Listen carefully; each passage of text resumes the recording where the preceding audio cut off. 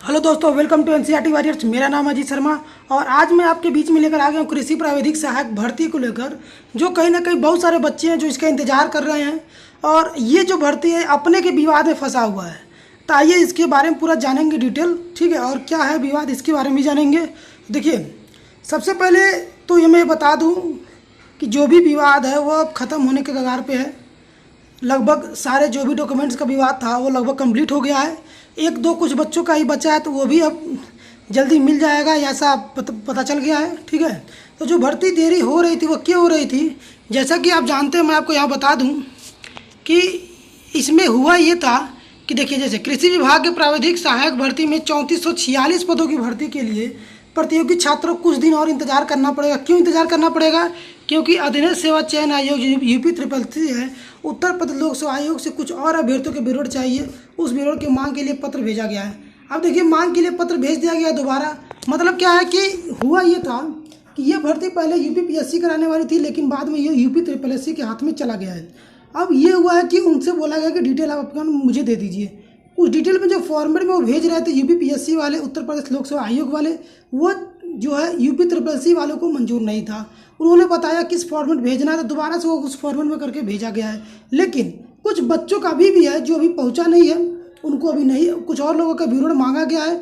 जैसे वो विवरण आ जाएगा तो आपकी भर्ती, यानी यह भर्ती समझिए कि अगले माह सितंबर में ये भर्ती आ जाएगी। 15-20 सितंबर से मान लीजिए ये भर्ती नोटिफिकेशन इसका आ जाएगा। और लगभग आपको पता है कि 3446 पद है इसमें, तो काफ़ी ज़्यादा पद भी है, तो काफ़ी ज़्यादा इंपॉर्टेंट भी ये है। ठीक है, कृषि प्राविधिक सहायक भर्ती जो काफ़ी ज़्यादा इंपॉर्टेंट है। और देरी क्यों हो रही थी, ये सारा चीज़ उन्होंने बता दिया कि देरी इसीलिए हो रही थी क्योंकि डॉक्यूमेंट्स अभी चीज़ें जो हैं वो क्लियर तरीके से दिया नहीं गया है। यानी जिस फॉर्मेट में यूपी ट्रिपल एससी डॉक्यूमेंट्स को चाहिए, कई बार तो ऐसा हुआ कि यूपीपीएससी ने दे दिया, लेकिन उसको यूपी ट्रिपल एससी की तरफ से ये हुआ कि हमें जिस फॉर्मेट हमने मांगा उस फॉर्मेट में चाहिए। तो ये देखो, ये यूपी ट्रिपल एससी का ये नाटकबाजी तो बहुत पहले से पुराना है। ठीक है, इसके उस बारे में सब लोग जानते हैं, इसके कार्य को लेकर, इसके स्तर को लेकर। आपको डॉक्यूमेंट्स अगर मिल रहा है, सारा डॉक्यूमेंट्स अपने तरफ फॉर्मेट में आप चेंज कर लीजिए। लेकिन यहाँ पर यूपी ट्रिपल एससी क्या चाहता है कि वो सब कुछ करके वो दे।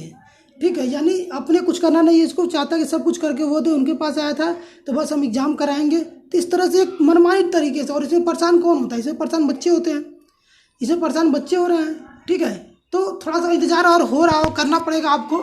विवाद आपको समझ में आ गया होगा, ये दो आयोगों का विवाद है। ठीक है, जो दो परीक्षा एजेंसियों का विवाद है, तो इसमें थोड़ा सा बच्चे फंस जा रहे हैं। लेकिन ये अब इसके बाद वाले होने, क्योंकि जब देखिए, जब तक ये क्लियर नहीं हो जाता कौन कौन सी वैकेंसी यूपी ट्रिपल एससी के अंदर आएगी, तब तक थोड़ा सा विवाद तो ये रहेगा। लेकिन जहाँ पे ये क्लियर हो जाएगा उसके बाद सबको अपना अपना एग्जाम कराएंगे, तो फिर कोई विवाद नहीं रहेगा।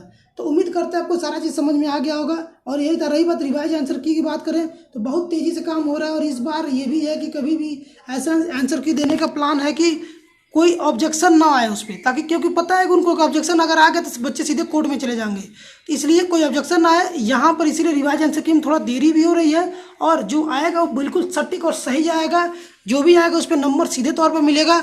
और इस भर्ती में पूरा फोकस है सीएम तक का, इसलिए इस भर्ती में रुकावट का चांस एकदम नहीं है। ये सीधे इस बार फाइनल हो जाएगी। ठीक है, तो उम्मीद करता हूँ सारी चीज़ें आपको समझ में आ गई होंगी। धन्यवाद।